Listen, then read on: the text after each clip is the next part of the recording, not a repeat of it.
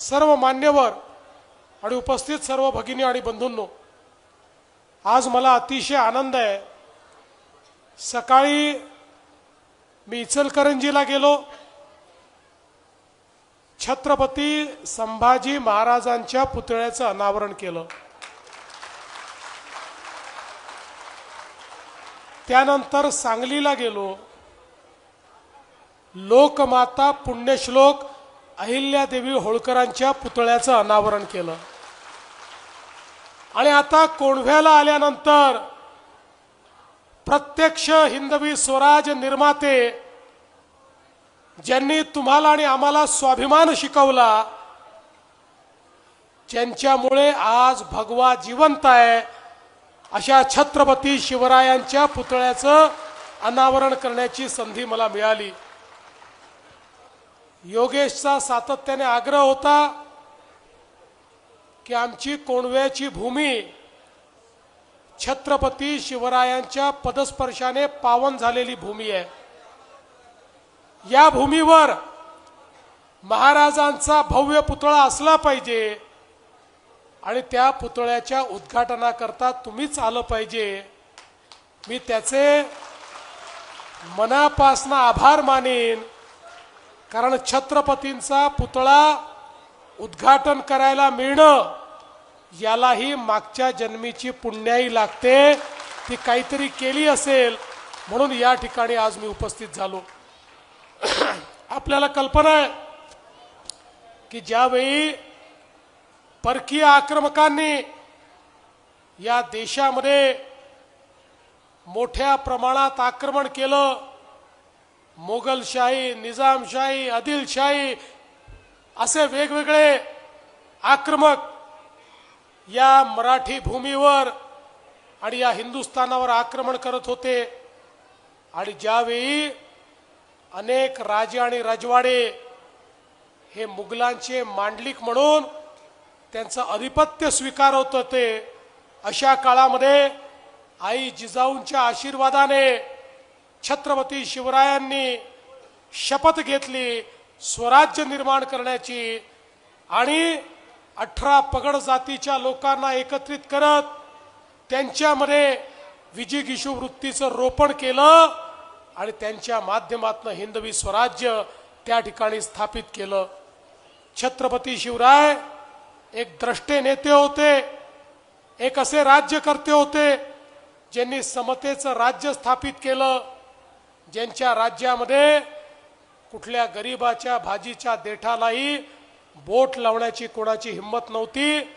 आणि कितीही मोठ्या माणसाने एखाद्या स्त्रीचा अवमान केला, तिच्यावर अत्याचार केला, तरी देखील त्याला कठोरात कठोर शिक्षा देणारं हे छत्रपतींचं शासन होतं।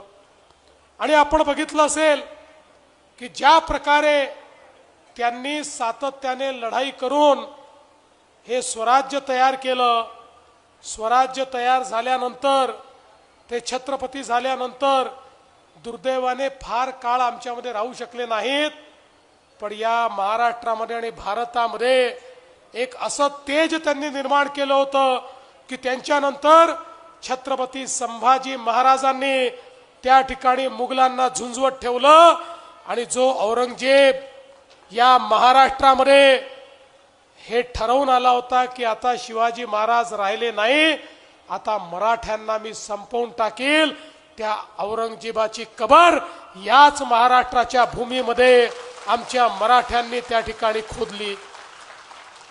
आणि छत्रपती संभाजी महाराज यांच्याबद्दल म्हटलं जातं, देश धर्म पर मिटने वाला शेर शिवा का छावा था, महापराक्रमी परम प्रतापी एक ही शंभू राजा था। अशा छत्रपती संभाजी महाराजांनी, त्यानंतर ताराराणींनी, त्यानंतर सातत्याने ही झुंज कायमच राहिली। आणि बघता बघता दिल्लीचं तख्तही मराठ्यांनी काबीज केला आणि अटके पार झेंडाही हिंदवी स्वराज्याचा त्या ठिकाणी आपल्या मराठ्यांनीच लावला। आणि म्हणूनच आम्हाला स्वाभिमान देणारे, आमचा अभिमान असणारे आणि ज्यांच्यामुळे आज खऱ्या अर्थानं आम्ही सगळे अस्तित्वात आहोत, त्या महाराजांचा पुतळा या ठिकाणी तयार झाला। पत्रिकेत लिहिलंय की या पुतळ्यामुळे आपल्या या कोंढवा बुद्रुक परिसराचं वैभव वाढलं. केवळ कोंढव्याचं वैभव वाढलेलं नाही, संपूर्ण महाराष्ट्राचं वैभव या पुतळ्यामुळे वाढलेलं आहे. आणि म्हणून योगेशजी तुम्हाला मी मनापासून शुभेच्छा देतो. मला सांगताना आनंद वाटतो, वर्षानुवर्ष आपला देश स्वतंत्र झाला तरी देशाच्या सीबीएसईच्या इतिहासाच्या पुस्तकामध्ये आमच्या छत्रपती शिवाजी महाराजांच्या बद्दल एक पॅरेग्राफात इतिहास सांगितला जायचा आणि त्याच वेळी मुघलांच्या इतिहासाला 17 पानं दिली होती. एवढासा इतिहास महाराजांचा आणि आपल्यावर आक्रमण करणाऱ्या मुघलांचा 17 पानांचा इतिहास देशाच्या प्रधानमंत्र्यांनी ते बदललं. आता मुघलांचा इतिहास एवढासा झाला आणि माझ्या छत्रपतींचा इतिहास 21 पानाचा इतिहास आता आमच्या इतिहासाच्या पुस्तकामध्ये तो जाज्वल्य इतिहास प्रधानमंत्री मोदीजींनी आमच्या पिढ्यांकरता त्या ठिकाणी शिकवायला दिला. आणि म्हणूनच आजचा दिवस महत्त्वाचा आहे. आज आमच्या कोंढव्यामध्ये या ठिकाणी खरं म्हणजे मी 2018 साली कात्रज कोंढव्याच्या रस्त्याच्या उद्घाटनाकरता भूमिपूजनाकरता आलो होतो. काम काही झालंय, काही बाकी आहे, पण आता मला असं वाटतं लवकरात लवकर हे काम आपण पूर्ण करू. आज खरं म्हणजे मला या ठिकाणी सांगितलं पाहिजे की वेगवेगळ्या मेट्रोच्या मार्गांना देखील आपण मान्यता दिली आहे.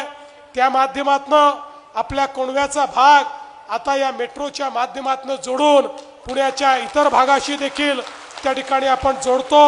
शिवाजीनगर ते येवलेवाडी मेट्रो मार्गास मान्यता, स्वारगेट ते कात्रज मेट्रोचा मार्ग कोंढव्यापर्यंत आणण्याचा आपण काम करतो आणि पुरंदर विमानतळाशी जोडणारी प्रस्तावित मेट्रो देखील आपण कोंढव्याला या ठिकाणी देतो आहोत. यामुळे भविष्यामध्ये खूप मोठी कनेक्टिव्हिटी या भागाला मिळेल हा विश्वास मी आपल्या सगळ्यांना देतो. आज खूप कार्यक्रम आहेत आणि कदाचित 4 वाजता इलेक्शन कमिशननी पत्रकार परिषद ठेवल्यामुळे त्यांनी जर इलेक्शन घोषित केलं तर माझे कार्यक्रमच होणार नाहीत. म्हणून मी अधिक न बोलता आपल्या सगळ्यांचं मनापासून अभिनंदन करतो आणि योगेशचं आणि ज्या ज्या लोकांनी हा पुतळा बनवण्याकरता या ठिकाणी श्रम केले त्या सगळ्यांचं मनापासून अभिनंदन करून माझं बोलणं संपवतो. धन्यवाद. जय हिंद, जय महाराष्ट्र. छत्रपती शिवाजी महाराज की